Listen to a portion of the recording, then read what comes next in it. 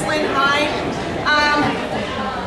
I am here from Seattle, which is where my home is, but I went on a pilgrimage 4 years ago now. My youngest went off to college and I felt terrible that she was leaving me alone in the house, so I decided I was going to go do a walkabout. And being an English teacher, where better to take a walkabout than Concord in Boston? So I came out here, and I had just finished reading Megan Marshall's The Peabody System. And so I wasn't here very long, but I thought I needed to take my pilgrimage walk to see West Street, the famous West Street. And so I did take my walk, and unfortunately, as soon as I saw the building, I noticed it had a huge for sale sign on it. And I thought, well, I'm not worried about that because this building obviously has some kind of historic preservation designation and nothing bad can happen to it. But after a couple of months, it began to concern me that there wasn't any kind of notice that said it was preserved. And so I decided I'd call Boston Landmarks Commission and ask them, and they say, oh yeah, we know all about it. It's very historic. No one's ever nominated it before. And I thought, well, I'm sure someone's working on that. And so I emailed through her publisher, Margaret Fuller. And she's a very insidious little devil. Because what she said to me was, oh, if you had time to work on a project like that, you would be a saint, because I don't have time. Well, thanks, Megan. I'm from Seattle. What do I know about preserving sites in Boston? But then again, whoever says no to Megan, because she's a goddess and we love her. And I didn't have the heart to say no. So she did say that she would do everything she could to help me nominate the property and go through the process of submitting an application to Boston Landmarks. And so I figured, what the heck, I'll meet people, right? So I did. And I did. I met a lot of people. With Megan's help, we went to lots of Unitarian ministers and people around town who would be interested in this. We got all the petitions signed with the help of the Boston Landmarks, not the Boston Landmarks Commission, the Boston Preservation Association. They helped us put together not just the historical package and the application, but also the architectural. What's the architectural significance? This is one of the oldest buildings in this particular part of Seattle. This is the Boston. Can I have another drink?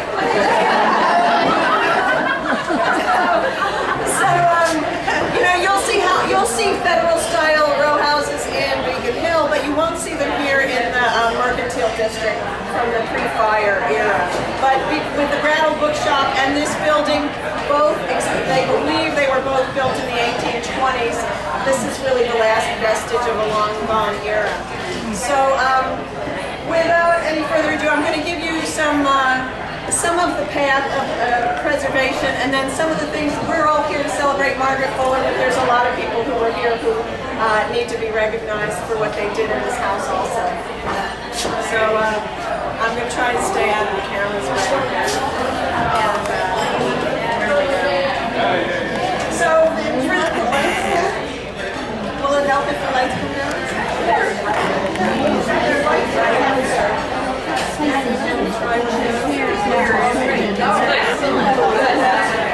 So this photograph was taken in 1865.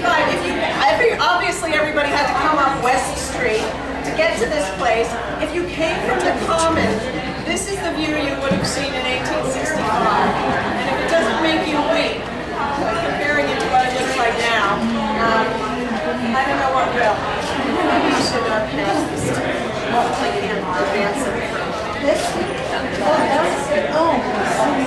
So here we go. I'm going to hold it like a cigarette girl. So this is the same photograph but zoomed in, and you can see there's a little red arrow pointing over the building just beyond the awning. I don't think any of these buildings are here anymore except for the building we're in right now.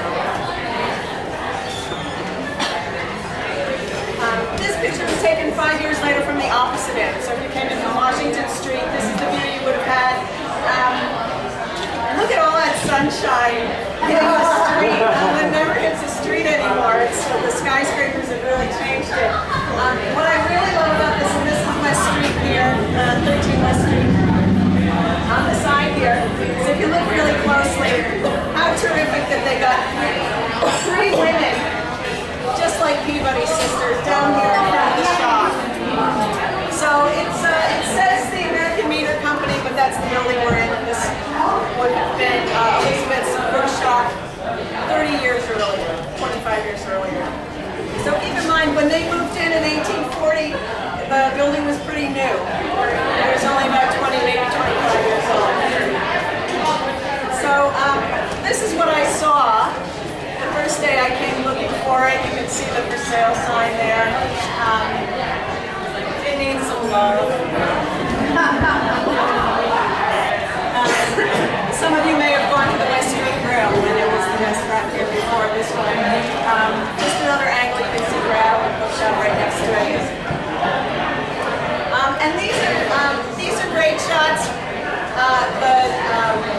Historic New England had this one photograph of the front door from 1900. You can see it's very Victorian. It's not what it would have looked like when the Peabodys were here. They've got big plate glass windows, which were not technologically or economically possible at the time, in the door and in the windows. But it gives you an idea of the big opening of the door. And it was also more centered in the building. So now when you come in on the side of the building. But in those days, it was closer to the center.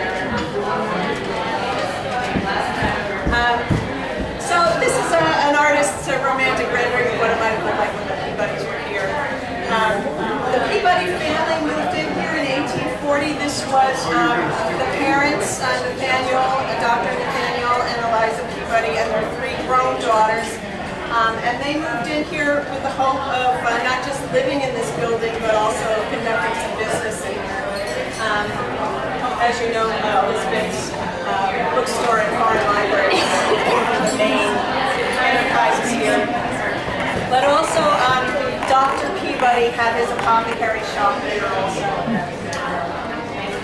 So, that's the Peabody family in silhouette for you. Sophia, most of you know her both as an artist and as the future Mrs. Nathaniel Hawthorne. Mary Peabody was an educational reformer and a teacher. She ran a girls' school, at least whatever was the second floor at that time. I have to point out that the interior of this building is completely different. We don't know exactly how the floors were arranged in those days, but Sophia had an artist studio above the first floor.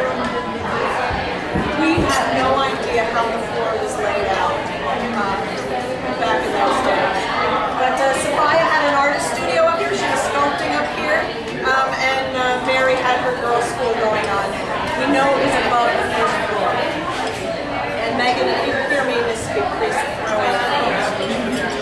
And of course, Elizabeth, this is the youngest photograph we have of Elizabeth. Young, she's probably about 50. That was the best we could do because most of the photographs we have of her are rather elderly.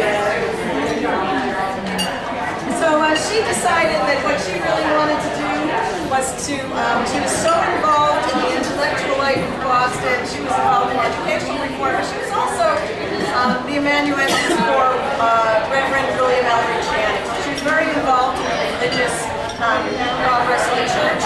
And she was a good friend with Emerson. Certainly, I wouldn't say good friends with Fuller, but she sort of knew her very well. She knew all the Unitarian ministers. So she thought that what they really needed, because the ideas that gave rise to transcendentalism were, of course, from the German Romantic movement.